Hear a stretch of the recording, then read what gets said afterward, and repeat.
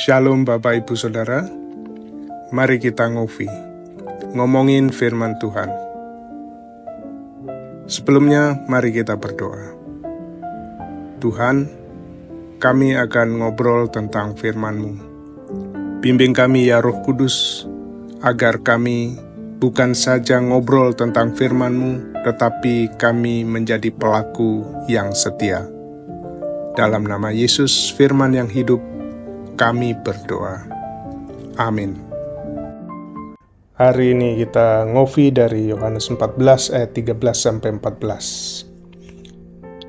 Dan apa juga yang kamu minta dalam namaku, aku akan melakukannya, supaya Bapa dipermuliakan di dalam Anak. Jika kamu meminta sesuatu kepadaku dalam namaku, aku akan melakukannya. Demikian firman Tuhan, berbahagialah setiap orang yang mendengar dan melakukannya.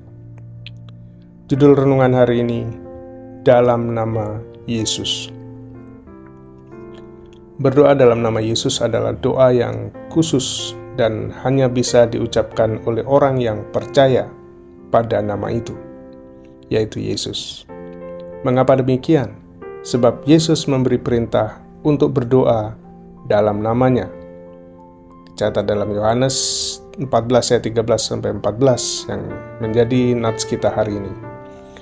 Nama Yesus itu ibarat sebuah kunci untuk masuk, sebuah nama yang menjamin doa kita untuk didengar dan diperhatikan.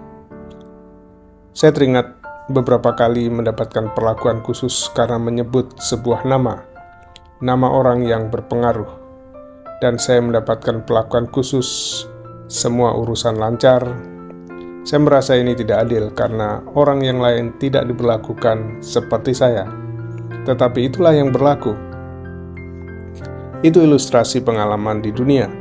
Tetapi gambaran seperti itulah yang dimaksudkan dengan berdoa dalam nama Yesus. Nama itu akan membuat kita dapat masuk ruang Maha Kudus untuk menaikkan doa kita dan menjamin doa kita didengar dan diperhatikan.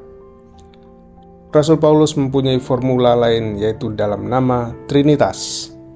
Itu tercatat di dalam Efesus 2 ayat 18. Dia berkata, karena oleh Dia, yaitu Yesus, kita kedua pihak dalam satu roh, yaitu Roh Kudus, beroleh jalan masuk kepada Bapa, yaitu Allah Bapa.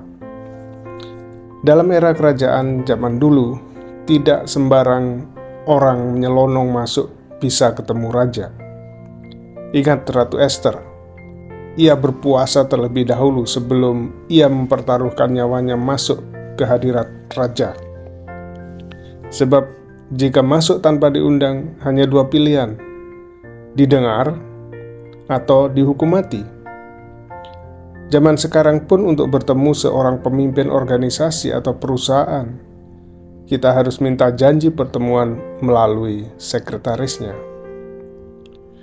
Siapakah kita, orang berdosa, mau menghadap Bapa Surgawi yang kudus? Hanya dalam nama Yesus. Karena kita ada di dalam Yesus, maka kita dapat menghampiri tahta Allah dan menyampaikan permohonan kita. Jadi bukan karena menyebut nama Yesus, tetapi percaya pada karya penebusan Yesus di kayu salib.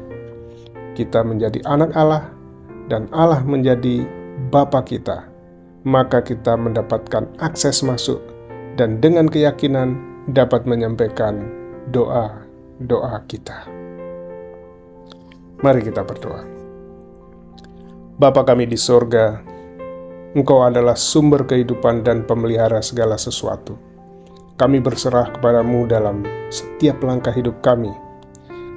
Lindungilah kami dan tolonglah kami untuk menghadapi segala tantangan dalam hidup kami, dan lindungi kami dari segala mara bahaya. Berikanlah kecukupan dalam segala kebutuhan kami, dan tuntunlah hati kami agar tetap bersyukur dalam segala keadaan. Ajarilah kami untuk selalu mengandalkan Engkau dalam setiap keputusan dan tindakan kami. Lindungilah kami dalam perjalanan, pekerjaan, dan setiap aktivitas kami. Biarlah malaikat-Mu berkemah di sekeliling kami, sehingga kami selalu berada dalam penjagaan-Mu. Kami percaya Engkau adalah benteng perlindungan kami. Jika ada di antara kami yang sakit, jamahlah kami dengan tangan-Mu yang penuh kuasa.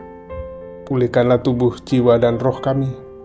Kami percaya bahwa dalam nama-Mu, nama Yesus, ada kesembuhan dan pemulihan.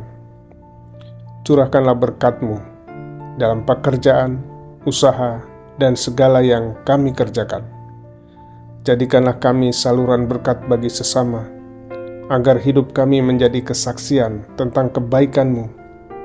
Pimpinlah langkah kami dalam setiap rencana, dan bukalah pintu-pintu kesempatan yang Engkau kehendaki bagi kami.